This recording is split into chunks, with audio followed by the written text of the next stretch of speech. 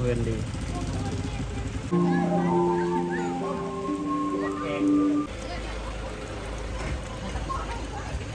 เตรียมทางลง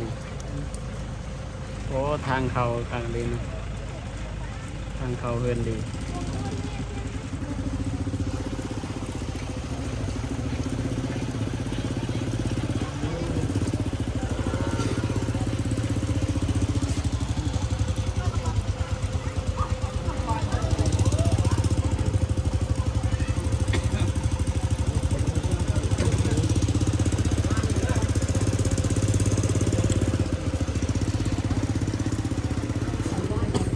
ไปแล้วคุณก็ได้ผม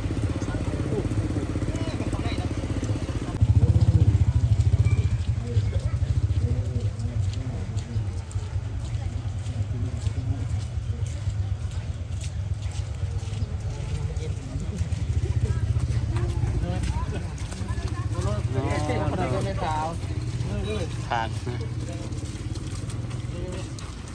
จะไปภาษาอันนี้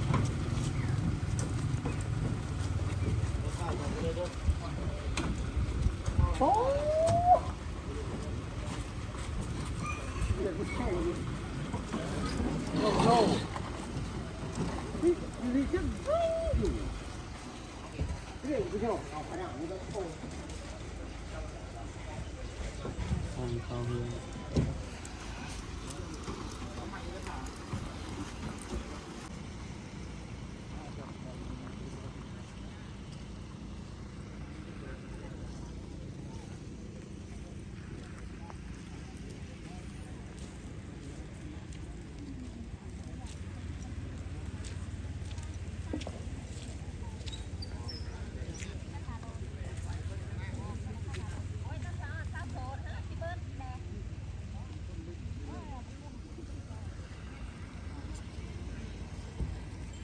เป็นวิธีประสบกระจร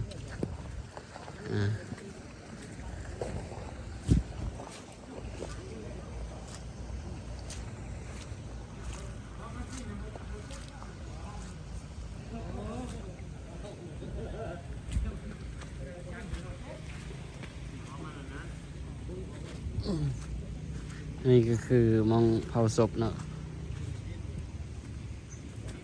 เอามาห่วมงานศพมาเนี่ย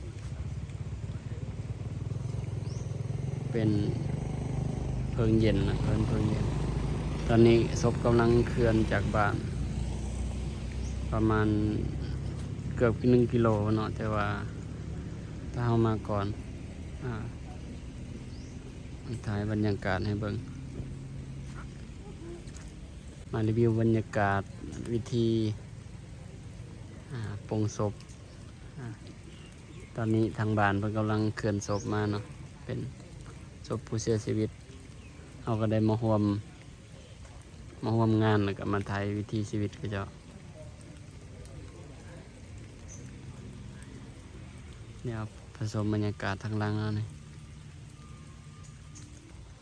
ทางนี้ก็จะเป็นปราสาทเนาะปราสาทติดทงนานเพราะว่าบรรยากาศยามแรง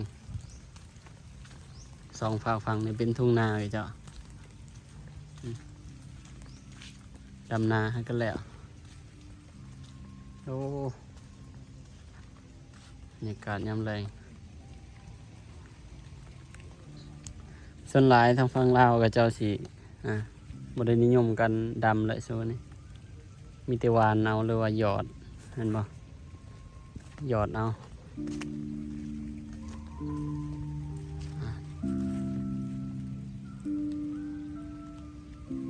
ฝนกำลังตกจังแต่ว่าตกว่าแห้งปานใด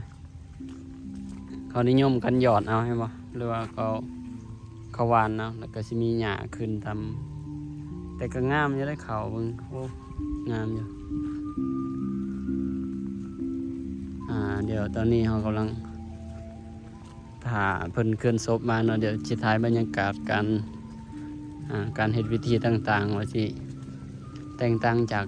เพื่อนบ้านเฮาหรือว่าต่างประเทศใดเนาะอันนี้คือพิธีแต่ละเขตแต่ละบ้านอาจจะบ่คือกันนะการปลงศพเดี๋ยวไปรับชมบรรยากาศ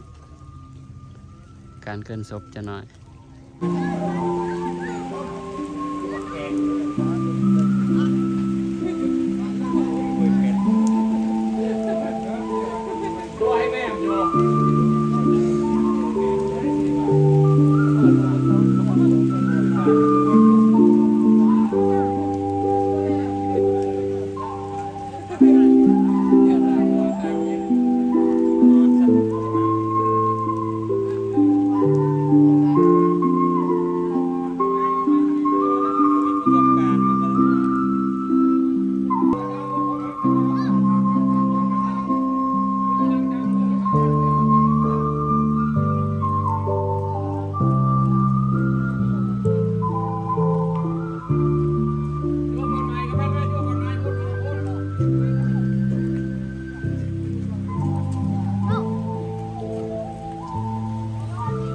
ลง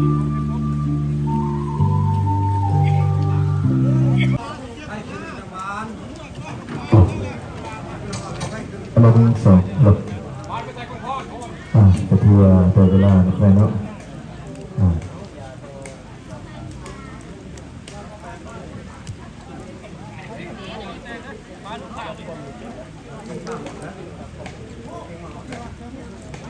ไปทัวร์ตัวเวลา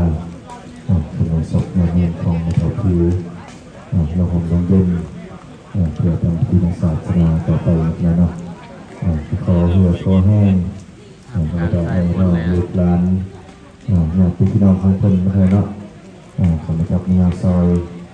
สำหรับตัวคนใหม่เนาะขอมาจับมาให้ขอมาจับมาย่อนะเนาะ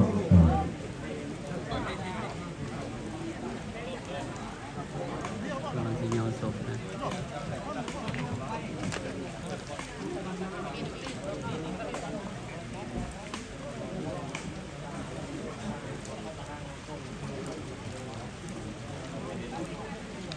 ที่ว่าคอยแขกประธาน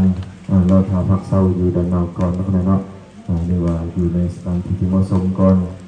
อิงใส่สภาพและรอบภาพฝนนะเนาะ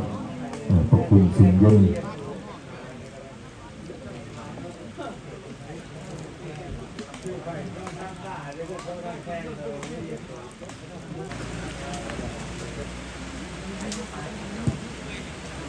ในโอกาสที่ท้ายนี้นอกจากงานต้นบริการรถชกจะได้การงานครอบครัวติดชื้นเชียร์วันนี้นักเนาะพร้อมด้วยไอ้น้องในยานของเพิ่นขอแสดงความขอบอกขอบใจมาแขกประธานกำนันทุกท่านเป็นประตั้งทุกส่วนและเพื่อนมิตรสหายทุกคนที่สละโอกาสเวลาในคราทุกท่านมาร่วมในงานพระราชทานในวันนี้นักเนาะขอเลยวัตถุปัจจัยเพื่อแห้ง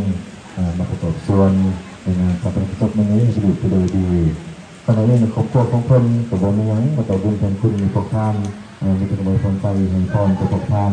จงมีสุขภาพแข็งแรงมีอายุมั่นคนยืนนะครับเนาะขอในที่ประเสริฐขอในที่มุ่งขอเกี่ยวกับพวกท่าน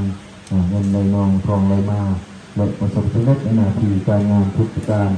และขอให้แขกประธานของเพื่อนกันกับบ้านกับเพื่อนด้วยความสวัสดิภาพนะครับเนาะขอขอบใจขณะเราจะเป็นตรงหน้าเพื่อ